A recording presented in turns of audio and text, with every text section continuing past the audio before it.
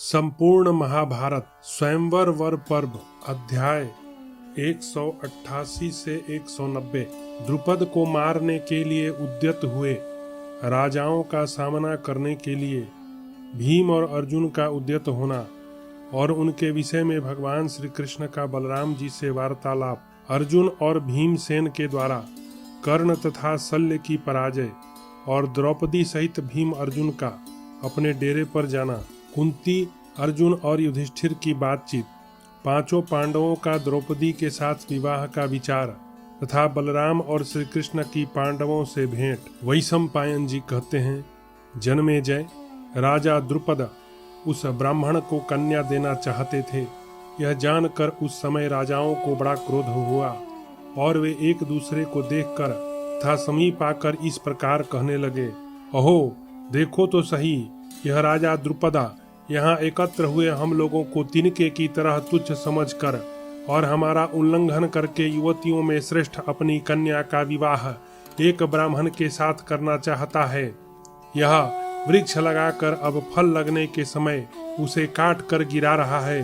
अतः हम लोग इस दुरात्मा को मार डालें, क्योंकि यह हमें कुछ नहीं समझ रहा है। यह राजा द्रुपदा गुणों के कारण हमसे वृद्धोचित सम्मान पाने का अधिकारी भी नहीं है। राजाओं से द्वेष करने वाले इस दुराचारी को पुत्र सहित हम लोग मार डालें। पहले तो इसने हम सब राजाओं को बुलाकर सत्कार किया, उत्तम गुणयुक्त भोजन कराया और ऐसा करने के बाद यह हमारा अपमान कर रहा है। देवताओं के समूह की भांति उत्तम नीति से सुशोभित राजाओं के इस समुदाय में क्या इसने किसी भी नरेश को अपनी पुत्री के योग्य नहीं देखा है? स्वयंवर में कन्या द्वारा वरण प्राप्त करने का अधिकार ही ब्राह्मणों को नहीं है। लोगों में यह बात प्रसिद्ध है कि स्वयंवर क्षत्रियों का ही होता है। अथवा राजाओं, यदि यह कन्या हम लोगों में से किसी को अपना पत्नी बनाना न चाहे तो हम इसे जलती हुई आग में झोंक कर अपने अपने राज्य को चल दें। यद्यपि इस ब्राह्मण ने चपलता के कारण अथवा राज कन्या के प्रति लोभ होने से हम राजाओं का प्रिय किया है, तथापि ब्राह्मण होने के कारण हमें किसी प्रकार इसका वध नहीं करना चाहिए, क्योंकि हमारा राज्य, जीवन, रत्न, पुत्र, पौत्र तथा और भी जो धन वैभव है वह सब ब्राह्मण के लिए ही है। ब्राह्मणों के लिए हम इन सब चीजों का त्याग कर सकते हैं। द्रुपद को हम इसलिए दंड देना चाहते हैं कि हमारा अपमान न हो, हमारे धर्म की रक्षा हो और दूसरे स्वयंवरों की भी ऐसी दुर्गति न हो। यूं कहकर परिघ जैसी मोटी बाह वाले वे श्रेष्ठ भूपाल हर्ष और उत्साह में भरकर हाथों में अस्त्र शस्त्र लिए द्रुपद को मारने की इच्छा से उनकी ओर वेग से दौड़े। उन बहुत से राजाओं को क्रोध में भरकर धनुष लिए आते देख द्रुपद अत्यंत भयभीत हो ब्राह्मणों की शरण में गए। मद की धारा बहाने वाले मदोन्मत गजराजों की भांति उन नरेशों को वेग से आते देख शत्रु दमन महाधनुर्धर पांडुनंदन भीम और अर्जुन उनका सामना करने के लिए आ गए। तब हाथों में गोह के चमड़े के दस्ताने पहने और आयुधों को ऊपर उठाए अमरस में भरे हुए वे सभी नरेश कुरु राजकुमार अर्जुन और भीमसेन को मारने के लिए उन पर टूट पड़े। तब तो व्रज के समान शक्तिशाली तथा अद्भुत एवं भयानक कर्म करने वाले अद्वितीय वीर महाबली भीमसेन ने गजराज की भांति अपने दोनों हाथों से एक वृक्ष को उखाड़ लिया और उसके पत्ते झाड़ दिए। फिर मोटी और विशाल भुजाओं वाले शत्रुनाशन कुंती कुमार भीमसेन उसी वृक्ष को हाथ में लेकर भयंकर दंड उठाए हुए दंडधारी यमराज की भांति पुरुषोत्तम अर्जुन के समीप खड़े हो गए। असाधारण बुद्धि वाले तथा देवराज इंद्र के समान महापराक्रमी अचिंत्य कर्मा अर्जुन अपने भाई भीमसेन के अद्भुत कार्य को देखकर चकित हो उठे और छोड़कर धनुष हाथ में लिए युद्ध के लिए गए। जिनकी बुद्धि लोकोत्तर और कर्म अचिंत्य है, उन भगवान श्री कृष्ण ने अर्जुन तथा उनके भाई भीमसेन का वह साहसपूर्ण कार्य देखकर भयंकर पराक्रमी एवं हल को ही आयुध के रूप में धारण करने वाले अपने भ्राता बलराम जी से यह बात कही, भैया शंकरसन, ये जो श्रेष्ठ सिंह के समान चाल से लीला पूर्वक चल रहे हैं और ताल के बराबर विशाल धनुष को खींच रहे हैं, ये अर्जुन ही हैं। इसमें विचार करने की कोई बात नहीं है। यदि मैं वासुदेव हूँ तो मेरी यह बात झूठी नहीं है। और ये जो बड़े वेग से वृक्ष उखाड़कर सहसा समस्त राजाओं का सामना करने के लिए उद्यत हुए हैं, भीमसेन हैं, क्योंकि इस समय पृथ्वी पर भीमसेन के सिवा दूसरा कोई ऐसा वीर नहीं है जो युद्ध भूमि में यह अद्भुत पराक्रम कर सके। अच्युत, जो विकसित कमल दल के समान विशाल नेत्रों वाले दुबले पतले विनयशील गोरे महान सिंह की चाल से चलने वाले तथा लंबी सुंदर एवं मनोहर नाक वाले पुरुष अभी यहाँ से निकले हैं, वे धर्मपुत्र युधिष्ठिर हैं। उनके साथ युगल कार्तिकेय जैसे 2 कुमार थे, वे अश्वनी कुमारों के पुत्र नकुल और सहदेव रहे हैं, ऐसा मेरा अनुमान है, क्योंकि मैंने सुन रखा है कि उस लाक्षागृह के दाह से पांडव और कुंती देवी सभी बचकर निकल गए थे। राजा लोग रणभूमि में पांडु पुत्र अर्जुन के प्रति अपना क्रोध जैसे प्रकट कर रहे थे, उसे सुनकर अर्जुन के बल को जानते हुए चक्रधारी पुरुषोत्तम भगवान श्री कृष्ण ने बलराम जी से कहा, भैया आपको घबराना नहीं चाहिए। यदि बहुत से देवता और असुर एकत्र हो जाएं, तो भी भीम के छोटे भाई कुंती कुमार अर्जुन उन सब के साथ अकेले ही युद्ध करने में समर्थ हैं। फिर इन मानव भूपालों पर विजय पाना कौन सी बड़ी बात है। यदि सव्यसाची अर्जुन हमारी सहायता लेना चाहेंगे तो हम इसके लिए प्रयत्न करेंगे। वीरवर, मेरा विश्वास है कि पांडु पुत्र अर्जुन की पराजय नहीं हो सकती। जलहीन मेघ के समान गौरव वर्ण वाले हलधर बलराम जी ने अपने छोटे भाई श्री कृष्ण की बात पर विश्वास करके उनसे कहा, भैया कुरुकुल के श्रेष्ठ वीर पांडवों सहित अपनी बुआ कुंती को लाक्षागृह से बची हुई देखकर मुझे बड़ी प्रसन्नता हुई है। वैशंपायन जी कहते हैं, जन्मेजय उस समय अपने मृग चर्म और कमंडलुओं को हिलाते हुए और उछालते हुए वे श्रेष्ठ ब्राह्मण अर्जुन से कहने लगे, तुम डरना नहीं, हम सब लोग तुम्हारी ओर से शत्रुओं के साथ युद्ध करेंगे। इस प्रकार की बातें करने वाले उन ब्राह्मणों से अर्जुन ने हंसते हुए से कहा, आप लोग दर्शक होकर बगल में चुपचाप खड़े रहें। मैं अकेला ही सीधी नोक वाले सैकड़ों बाणों की वर्षा करके क्रोध में भरे हुए इन शत्रुओं को उसी प्रकार रोक दूंगा जैसे मंत्रज्ञ लोग अपने मंत्रों के बल से विषैले सर्पों को कुंठित कर देते हैं। यूं कहकर महाबली अर्जुन ने उसी स्वयंवर में लक्ष्य वेध के लिए प्राप्त हुए धनुष को झुकाकर उस पर प्रत्यंचा चढ़ा दी और हाथ में लेकर भाई भीमसेन के साथ वे पर्वत के समान अविचल भाव से खड़े हो गए। तदनंतर कर्ण आदि रणोन्मत्त क्षत्रियों को आते देख वे दोनों भाई निर्भय हो उन पर उसी तरह टूट पड़े जैसे 2 मतवाले हाथी अपने विपक्षी हथनियों की ओर बढ़े जा रहे हों। तब युद्ध के लिए उत्सुक उन राजाओं ने कठोर स्वर में ये बातें कहीं, युद्ध की इच्छा वाले ब्राह्मण का भी रणभूमि में वध शास्त्रानुकूल देखा गया है। यूं कहकर वे राजा लोग सहसा ब्राह्मणों की ओर दौड़े। महातेजस्वी कर्ण अर्जुन की ओर युद्ध के लिए बढ़ा। ठीक उसी समय जैसे हथनी के लिए लड़ने की इच्छा रखकर एक हाथी अपने प्रतिद्वंदी दूसरे हाथी से भिड़ने के लिए जा रहा हो, महाबली मद्रराज शल्य भीमसेन से जा भिड़े। दुर्योधन आदि सभी भूपाल एक साथ अन्यान ब्राह्मणों के साथ उस युद्ध भूमि में बिना किसी प्रयास के खेल सा करते हुए कोमलतापूर्वक शीत युद्ध करने लगे। तब तेजस्वी अर्जुन ने अपने धनुष को जोर से खींचकर अपनी ओर वेग से आते हुए सूर्यपुत्र कर्ण को कई तीक्ष्ण बाण मारे। उन दुसह तेज वाले तीखे बाणों के वेग पूर्वक आघात से राधानंदन कर्ण को मूर्छा आने लगी। वह बड़ी कठिनाई से अर्जुन की ओर बढ़ा। विजयी वीरों में श्रेष्ठ वे दोनों योद्धा हाथों की फुर्ती दिखाने में बेजोड़ थे। उनमें कौन बड़ा है और कौन छोटा यह बताना असंभव था। दोनों ही एक दूसरे को जीतने की इच्छा रखकर बड़े क्रोध से लड़ रहे थे। देखो, तुमने जिस अस्त्र का प्रयोग किया था उसे रोकने के लिए मैंने यह अस्त्र चलाया है। देख लो मेरी भुजाओं का बल। इस प्रकार शौर्य सूचक वचनों द्वारा वे आपस में बातें भी करते जाते थे। तदनंतर अर्जुन के बाहुबल की इस पृथ्वी पर कहीं सीमा नहीं है। यह जानकर सूर्यपुत्र कर्ण अत्यंत क्रोधपूर्वक जमकर युद्ध करने लगा। उस समय अर्जुन द्वारा चलाए हुए उन सभी वेगशाली बाणों को काटकर कर्ण बड़े जोर से सिंहनाद करने लगा। समस्त सैनिकों ने उसके उस अद्भुत कार्य की सराहना की।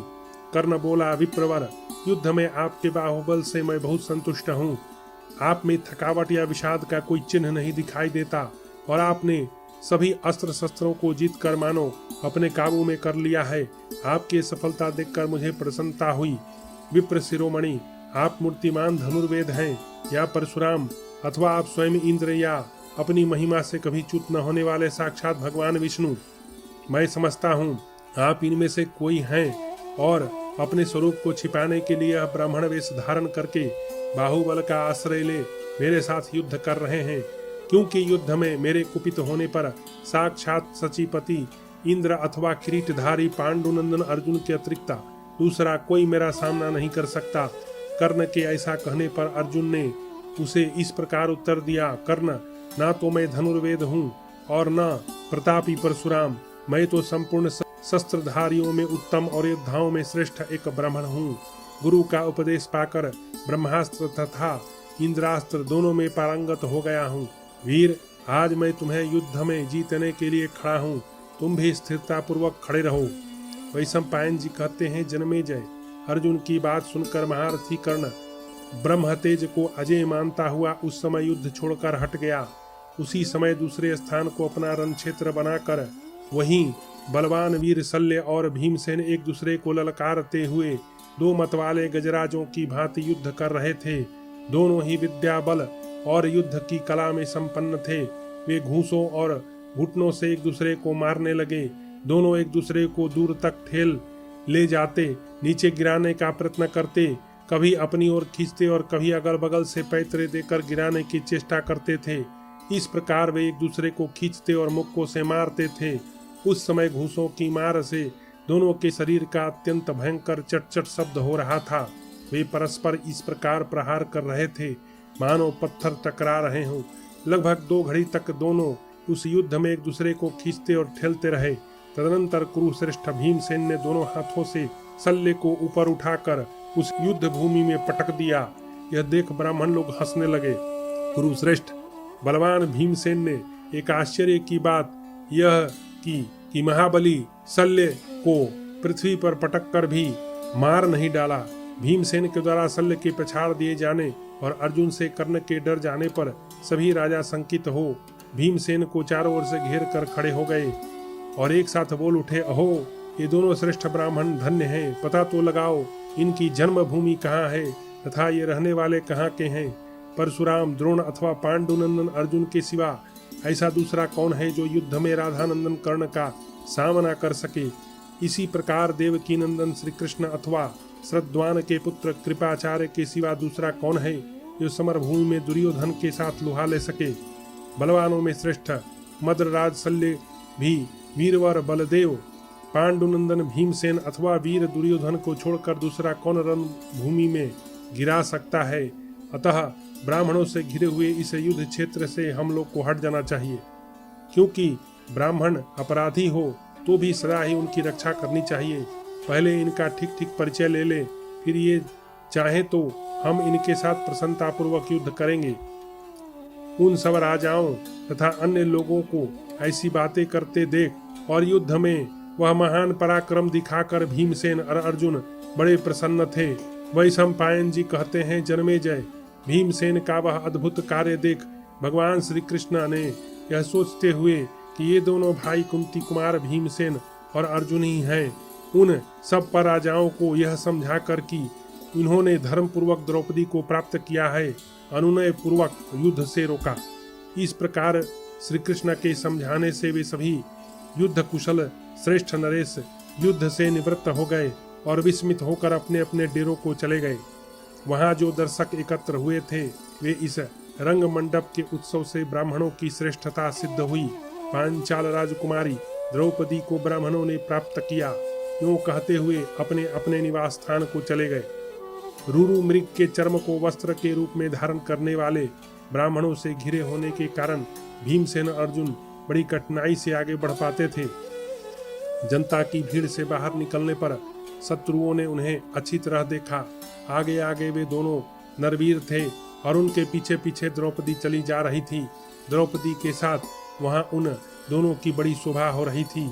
वे ऐसे लगते थे जैसे पूर्णमासी तिथि को मेघों की घटा से निकलकर चंद्रमा और सूर्य प्रकाशित हो रहे हों। इधर भिक्षा का समय बीत जाने पर भी जब पुत्र नहीं लौटे, तब उनकी माता कुंती देवी स्नेहवश अनेक प्रकार की चिंताओं में डूबकर उनके विनाश की आशंका करने लगी।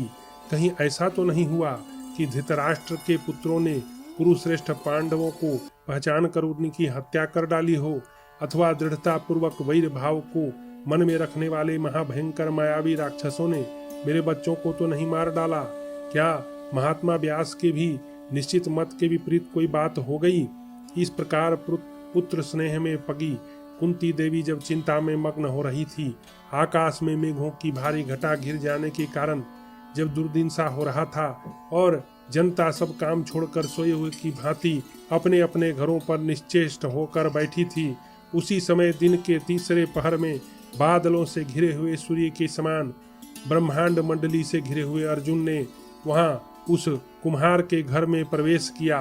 वैशंपायन जी कहते हैं, जन्मेजय, मनुष्यों में श्रेष्ठ महानुभाव कुंती पुत्र भीमसेन और अर्जुन कुम्हार के घर में प्रवेश करके अत्यंत प्रसन्न हो माता को द्रौपदी की प्राप्ति सूचित करते हुए बोले, माँ, हम लोग भिक्षा लाए हैं। उस समय कुंती देवी कुटिया के भीतर थी। उन्होंने अपने पुत्रों को देखे बिना उत्तर दे दिया, भिक्षा लाए हो तो तुम सभी भाई मिलकर उसे पाओ। तत्पश्चात द्रौपदी को देखकर कुंती ने चिंतित होकर कहा, हाय, मेरे मुंह से बड़ी अनुचित बात निकल गई। कुंती देवी अधर्म के भय से बड़ी चिंता में पड़ गई, परंतु मनोनुकूल पति की प्राप्ति से द्रौपदी के मन में बड़ी प्रसन्नता थी। कुंती देवी द्रौपदी का हाथ पकड़कर युधिष्ठिर के पास गई और उनसे यह बात कही। कुंती ने कहा, बेटा युधिष्ठिर, यह राजा द्रुपद की कन्या द्रौपदी है। तुम्हारे छोटे भाई भीमसेन और अर्जुन ने इसे भिक्षा कहकर मुझे समर्पित किया और मैंने भी इसे देखे बिना ही भूल से भिक्षा ही समझकर अनुरूप उत्तर दे दिया। तुम सब लोग मिलकर इसे पाओ। कुरुश्रेष्ठ, बताओ अब कैसे मेरी बात झूठी ना हो और क्या किया जाए जिससे इस पांचाल राजकुमारी कृष्णा को न तो पाप लगे न नीच योनियों में ही भटकना पड़े। वैशंपायन जी कहते हैं, राजन, कुरुश्रेष्ठ नरवीर राजा युधिष्ठिर बड़े बुद्धिमान थे। उन्होंने माता की यह बात सुनकर 2 घड़ी तक मन ही मन कुछ विचार किया। फिर कुंती देवी को भली भांति आश्वासन देकर उन्होंने धनंजय से यह बात कही, अर्जुन, तुमने द्रौपदी को जीता है। तुम्हारे ही साथ इस राजकुमारी की शोभा होगी। शत्रुओं का सामना करने वाले वीर, तुम अग्नि प्रज्वलित करो और अग्नि देव के साक्ष्य में विधि पूर्वक इस राजकन्या का पानी ग्रहण करो। अर्जुन बोले, नरेंद्र, आप मुझे अधर्म का भागी न बनाइए। बड़े भाई के अविवाहित रहते छोटे भाई का विवाह हो जाए, यह धर्म नहीं है। ऐसा व्यवहार तो अनारियों में देखा गया है। पहले आपका विवाह होना चाहिए, तत्पश्चात अचिंत्य कर्मा महाबाहु भीमसेन का और फिर मेरा, तत्पश्चात नकुल और फिर वेगवान सहदेव विवाह कर सकते हैं। राजन, भैया भीमसेन, मैं नकुल सहदेव था। यह राजकन्या सभी आपकी आज्ञा के अधीन हैं। ऐसी दशा में आप यहाँ अपनी बुद्धि से विचार करके जो धर्म और यश के अनुकूल था, पांचाल राज के लिए भी हितकर कार्य हो, वह कीजिए और उसके लिए हमें आज्ञा दीजिए। हम सब लोग आपके अधीन हैं। वैशंपायन जी कहते हैं, अर्जुन के ये भक्ति भाव तथा स्नेह से भरे हुए वचन सुनने के बाद समस्त पांडवों ने पांचाल राजकुमारी द्रौपदी की ओर देखा। यशस्विनी कृष्णा भी उन सब को देख रही थी।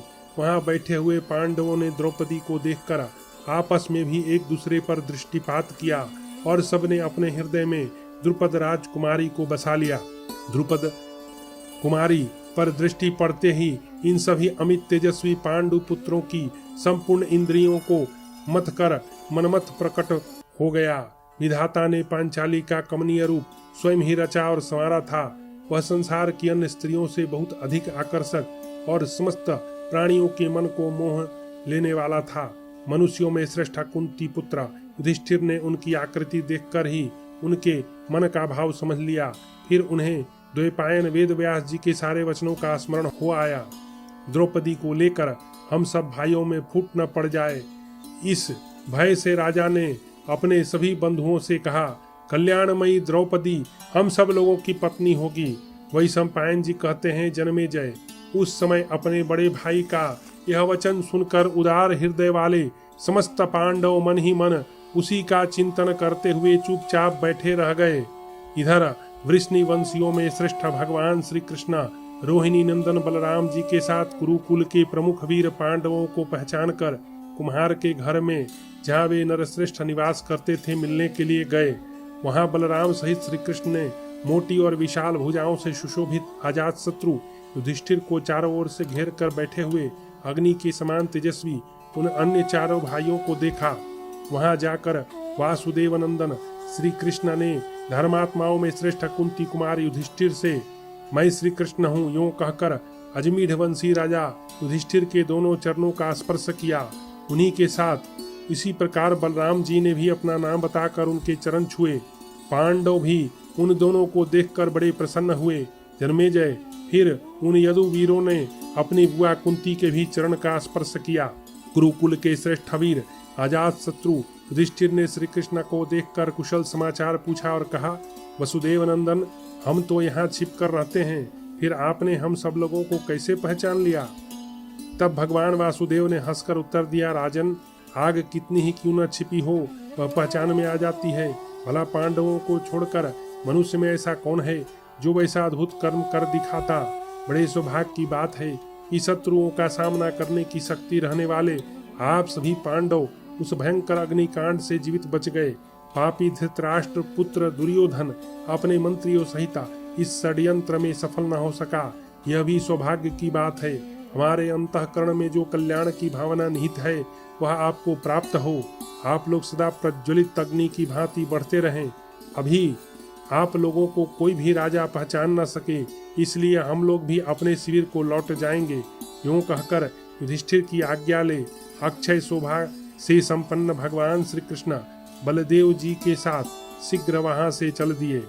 इस प्रकार श्री महाभारत आदि पर्व के अंतर्गत स्वयंवर पर्व में बलराम और श्री कृष्ण का आगमन विषयक 188 से 190वां अध्याय पूरा हुआ।